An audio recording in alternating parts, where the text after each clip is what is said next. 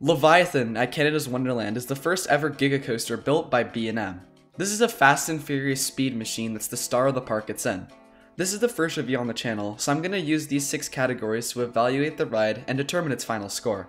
These 6 categories are theming and presentation, smoothness, airtime, intensity, comfort of the trains, and length. These 6 categories make up the integral parts of a good coaster. No more explanation though, let's start. Theming and presentation.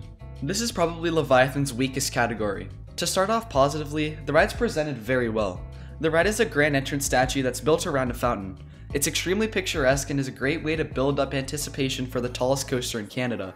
The ride also sits front and center in the park, leaves the park boundaries, and greets guests at the front gate with the overbank turnaround. Now, even though the ride's presented very well, there's absolutely no theming in the queue or in the station. I don't blame it for being unthemed on ride though, since it's not easy to theme a Giga coaster. The queue is just some metal switchbacks that lead up to the stairs into the station, and the station itself is just a green and purple house with no theming or decoration whatsoever. Overall, I think a score of 8 on theming and presentation is fair. Since it does excel so much in the presentation category, I think it far outweighs the lack of theming. Ride smoothness. This ride's not glass smooth. It is very smooth, don't get me wrong, but having the train fly at over 90 miles per hour will cause some stress and rattle on the track in high positive G areas, particularly the valley after the first drop. Most of the other parts on the ride are very smooth though, and they don't bounce you around at all. This is also smoother than the hyper in the same park, Behemoth, despite it being so much more of an aggressive ride. A score of 9 is fair for this coaster's smoothest score. Airtime. This is the ride's second most impressive quality. Most of the elements that this ride does have do give airtime.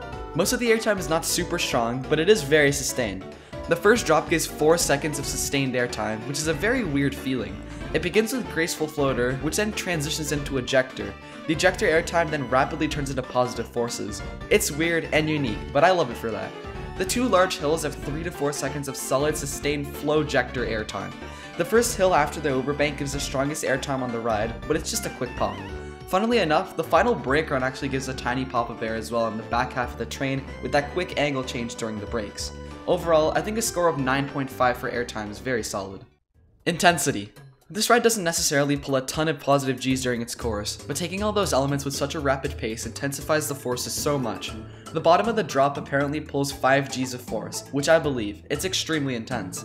The first overbank, the turnaround, and the final turn all give good doses of positive forces as well. This ride has no helixes or drawn out turns, so a perfect score for intensity is not warranted. I think a score of 8 is very solid for this style of coaster. Comfort. This category is an easy perfect score for Leviathan. The 4-across B&M Hyper and Giga trains have those amazing clamshell lap bars. These trains are awesome for these coasters because they give a very open feeling, and that feels amazing, especially on that 306-foot 80-degree drop. The seats are also shaped perfectly to have your back very nicely rested and comfortable during the ride. The lap bars also hardly come down during the ride at all. There are seat belts, which can be seen as a con, but these seat belts don't really matter at all. You don't feel them one bit during the ride, and are just there as extra safety precautions. A perfect 10 score is deserved for this comfortable of a coaster. And for the final category, we have length. This ride is unfortunately notorious for being really short in duration for its long track length. The ride has 5,486 feet of track, but is really short. This isn't necessarily a terrible thing though. I'm glad the ride ends before it loses too much speed. This also means that the ride has no dead elements and feels like it's hauling for the entire duration. The ride, despite being short, feels complete. This may be controversial, but I'll give Leviathan a 7 for length. So for Leviathan's final score, it gets an average of 8.6 out of 10. The ride's unfortunately hindered a lot by the length, because other than that, I think it's an elite coaster. This is a step down from Carowinds B&M Giga Fury 325, but I think that's okay, since this was a prototype 3 years earlier. As for how it compares to Orion, it's a toss-up. Over multiple accounts, Leviathan and Orion seem to be about equal in other people's rankings. But that brings us to the end of the video. Let me know about your opinions of Leviathan and how it ranks for you. Anyway, thanks for watching, please subscribe, stay tuned for the next video, bye.